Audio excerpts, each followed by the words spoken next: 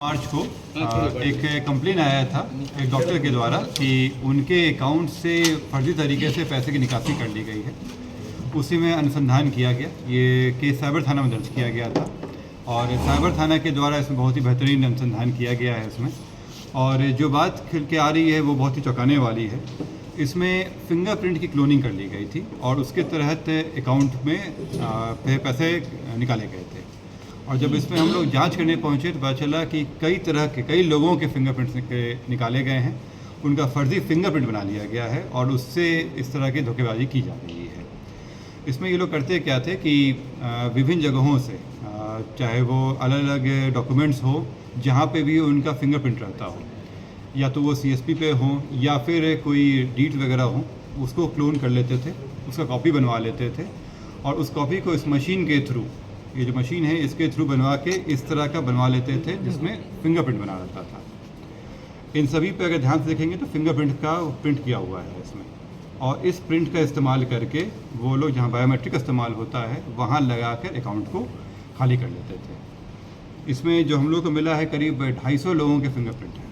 तो 250 लोगों के साथ इन लोगों ने धोखाधड़ी करने की कोशिश की है या कई लोगों ने धोखाधड़ी किया है इसमें 4 व्यक्ति गिरफ्तार हुए हैं। चारों नवादा के रहने वाले हैं, एक व्यक्ति नालंदा का रहने वाला है। ये लोग नवादा से बाहर रह के ये सब काम कर रहे थे क्योंकि पे दबिश बनी हुई थी। इनके साथ जब हुआ तो जो अकाउंट से पैसा निकाले तो उसमें से 2 लाख रुपए कैश भी बरामद हुआ है। इसके अतिरिक्त विभिन्न इक्विपमेंट्स भी बरामद हुए हैं जिसमें ये मेजर स्केल पे कई सालों से चला रहे थे इसमें। तो मेरी आप सबसे ये भी अपील रहेगी कि अपने बायोमेट्रिक्स पे भी ध्यान दें, क्योंकि बायोमेट्रिक की भी एक इस तरह की आई है कि उसकी भी क्लोनिंग हो रही है। तो ये ध्यान रखें और जो फीचर्स होते हैं, जो सुरक्षा के फीचर्स होते हैं उससे अपडेटेड रहें। कहाँ से गिरफ्तारी हुई है?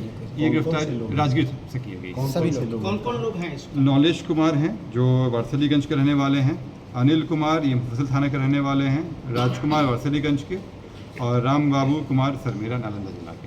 इन 4 गिरफ्तारी हुई है। इन लोगों का पहले भी कोई भूमिका थी? ये हम लोग निकलवा रहे हैं क्योंकि जिस तरह से ये कार्य किए हैं इससे लग रहा है कि ये पूर्व में भी किए हैं। इनका हम लोग आपराधिक इतिहास निकलवा रहे हैं। साथ में और भी जो व्यक्ति जो इनके साथ थे उन पर भी हम लोग कोशिश कर रहे हैं गिरफ्तारी। सर एक सवाल है, जिस तरह से आपने बताया ये बहुत बड़ा मामला है, क्योंकि जिस अभी आपने कहा कि बायोमेट्रिक आधार कार्ड बनाने में सबसे ज़्यादा बायोमेट्रिक्स का यूज हो रहा है।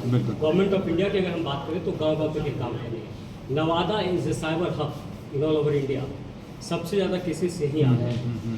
ऐसे में पुलिस के लिए कितनी बड़ी अब चुनौती होगी, क्योंकि जिस तरह से अभी एक उद्भेदन आपने किया है उसमें एक बहुत बड़ा और बहुत पेचीदा मामला है, और जिस तरह से लाखों रुपए का ट्रांजैक्शन ये साइबर अपराधी कर रहे हैं, वैसे में पुलिस के लिए कितनी बड़ी चुनौती? देखिए, जो साइबर अपराध जिस तरह से बनता है ये पुलिस के लिए चैलेंज है ही, क्योंकि कई लोगों के लिए समस्या का कारण बन रहा है। इसमें साइबर अपराध जो है उसके लिए इम्पॉर्टेंट होता है कि इसमें समय लगता है इन्वेस्टिगेशन में, और इसमें कोई लिमिटेड दायरा नहीं होता है।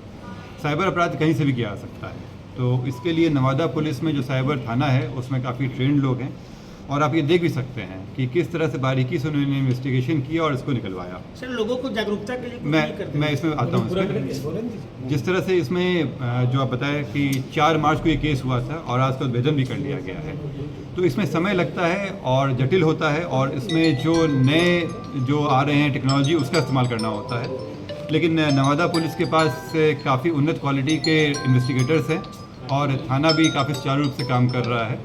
तो जिस कारण से हम लोग इस पर रोक लगाएंगे और आगे भी कार्रवाई चलेगी कि जो साइबर हब, क्राइम के हब के रूप में ये इस्तेमाल हो रहा था जगह, वो अब ये नहीं रह पाएगा। अच्छा सर, ये जो बायोमेट्रिक और डीड के बारे में बताया गया, तो क्या मतलब उसमें CSP संचालक की भी भूमिका रहती है और डीड कार्यालय जैसे निबंधन कार्यालय के कर्मचारी की भी भूमिका इसमें रहती है? देखिए, इसमें ये लोग फिंगरप्रिंट कहीं से भी उठा सकते हैं, और ज़रूरत ये है कि हम लोग को भी जागरूक रहना हो कि इस तरह का चीज़ हो सकता है। अमूमन लोग मानते हैं कि बायोमेट्रिक है वो तो केवल आप ही के पास है, लेकिन आप लोगों को सचेत रहना पड़ेगा कि इसका गलत इस्तेमाल ना हो। अब सॉफ्टवेयर में भी अपडेट आ गए हैं, कई जगहों पे अब ये करना संभव नहीं आ गया है। जैसे जैसे ये लोग नए तरीके अपनाते हैं वैसे ही बचाव का भी नया तरीका आता है। तो इम्पोर्टेंट ये है कि हम लोग जागरूक रहें और कहीं भी ये नहीं सोचें कि आप इस तरह के कहीं भी अपना बायोमेट्रिक दे सकते हैं। क्या क्या बरामद हुआ?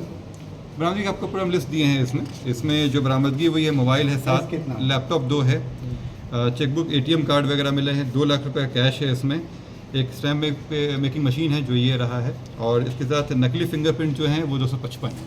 255 लोगों के फिंगरप्रिंट्स इस पे हैं। नॉलेज कुमार